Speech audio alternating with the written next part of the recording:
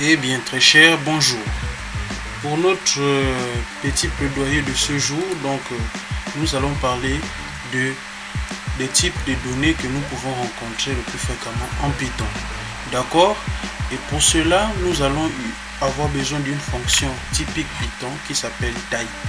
Donc la fonction type va permettre de reconnaître les différents types de données.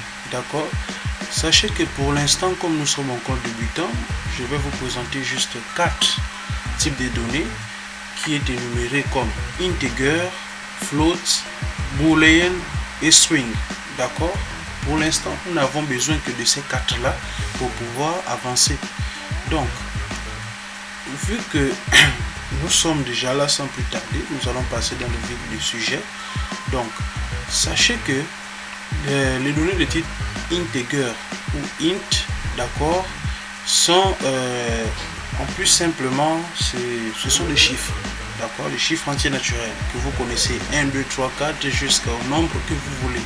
C'est là d'où on parle de int, d'accord. Et le float, ce sont des nombres à virgule, d'accord. Le type de données appelé float, ce sont les nombres avec virgule, mais vous n'allez pas écrire la virgule parce qu'en Python, la virgule c'est le point, d'accord. Nous allons utiliser le point à la place de la virgule. Donc si vous voulez écrire 1,5, vous allez écrire 1.5, d'accord. Et boolean, attendez, je vais mettre ça ici, int égale à nombre, n'est-ce pas? Int égale à nombre. Float, c'est nombre avec virgule, n'est-ce pas? Et ici boolean, le type boolean ne contient que 2 éléments, d'accord. Le type boolean, la donnée boolean, soit c'est vrai, soit c'est faux. Donc ça ne contient que 2 éléments qui est true ou false.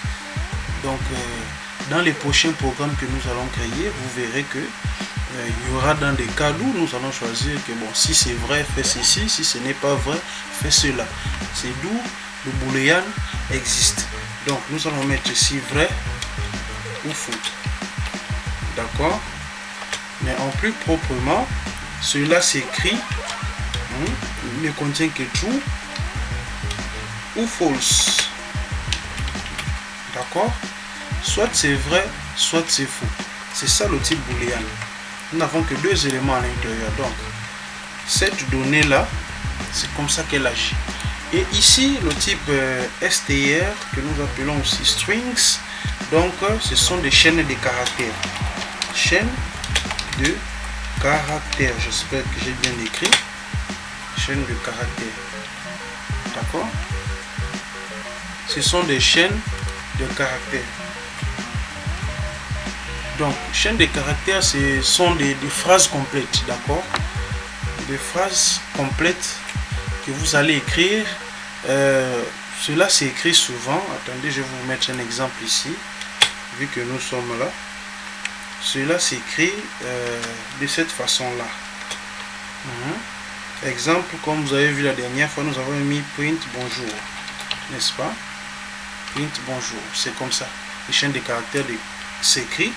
Ou encore de cette façon là aussi, bonjour, cela reste du str, d'accord. Mais il y aura des différences sur laquelle je vais attirer votre attention dès maintenant et je vais vous montrer pourquoi par la suite. Si vous faites ceci, n'est-ce pas, si vous faites ceci, vous mettez peut-être la donnée 8, n'est-ce pas, la donnée 8 simplement comme ça, comme je l'ai écrit là. Cette donnée est de type integer, d'accord, est de classe int, d'accord. Mais si vous venez dans ce sens là, d'accord, dans ce sens là, et que vous mettez comme ceci, vous mettez 8 par exemple, le même 8, mais vous l'entourez de ça ou ces apostrophes là, sachez que elle ne sera plus le 8 de integer, ne sera plus classé comme l'élément de type int, mais sera classé comme élément de type string, comme une chaîne de caractères, comme une phrase, d'accord. ce que nous allons faire, nous allons utiliser maintenant la fonction type. Type nous permet de connaître de quelle classe vient notre donnée ou est notre élément. D'accord. Donc, ce que nous allons faire ici, nous allons lui dire affiche-moi la classe et le type de 8 par exemple. D'accord. Je veux savoir c'est quel type de données que j'ai en face de moi. Si je mets 8 à l'intérieur des types et que je lance le programme, vous allez voir par la suite au niveau de l'exécution dans la console, vous allez voir qu'il sera de type int. Voilà, il a mis de type int, donc de type integer. Là, il est encore classé dans la catégorie, dans notre première catégorie. D'accord. Nous allons mettre ici première catégorie, n'est-ce pas? Non, pas besoin de tout ça. Dans notre première catégorie. Donc, continuons, poursuivons. Comme je vous le disais, si vous mettez entre apostrophes comme ça, d'accord, comme ça, et que vous dites à Python, là je lui dis print, donc affiche-moi le type de cette donnée à l'intérieur ici, qui est toujours 8, et que je lance, d'accord, vous allez voir que il ne sera plus dans la classe int, mais il est maintenant dans la classe str. Le voilà ici dans la console, il est de la classe str. Tout simplement parce que lorsque vous mettez entre apostrophes, tout élément mis entre apostrophes devient immédiatement de type string. D'accord. Si vous, soit une apostrophe, soit c'est deux, d'accord, vous ouvrez et vous fermez. N'oubliez jamais de la fermer, sinon ça va générer une erreur. Donc, si je relance, il sera toujours de type str parce que c'est comme ça que les strings s'écrivent ici en Python. D'accord. Et nous allons voir l'autre type. Par exemple, je vais effacer ce fameux 8. D'accord. Et je mets 8.5 par exemple. 8.5. D'accord. Là, comme dit précédemment, cela normalement devrait changer de type. D'accord. Il ne sera plus de type int. C'est logique. Parce que tout simplement, on a ajouté le point qui signifie en fait la virgule. Donc, classe float, vous voyez, notre 8.5 ou 8.0 même 8.0, en tout cas, lorsque vous mettez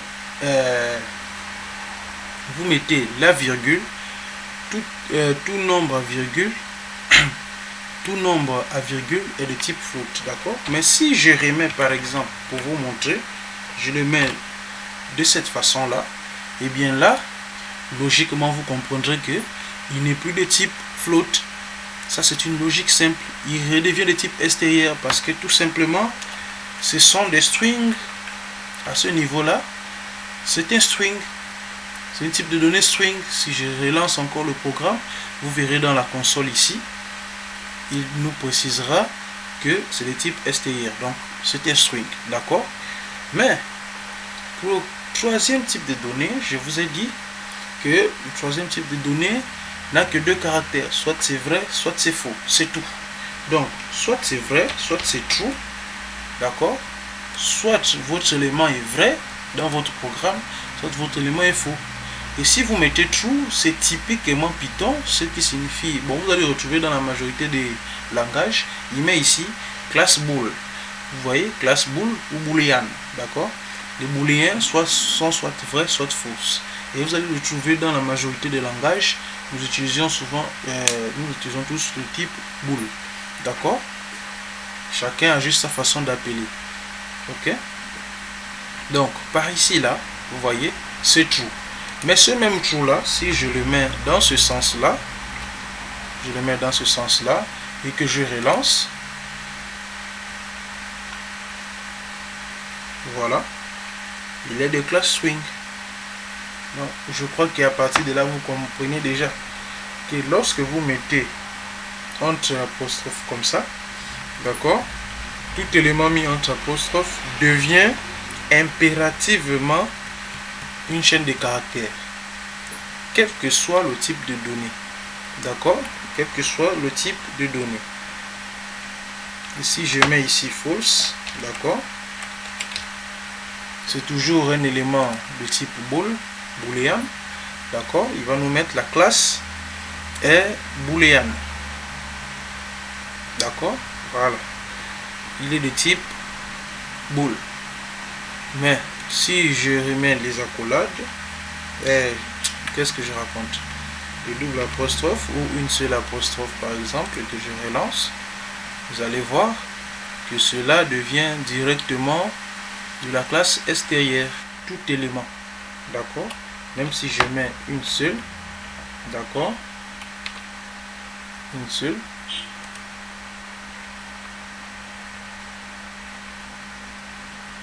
voilà, tout simplement, il est de classe extérieure.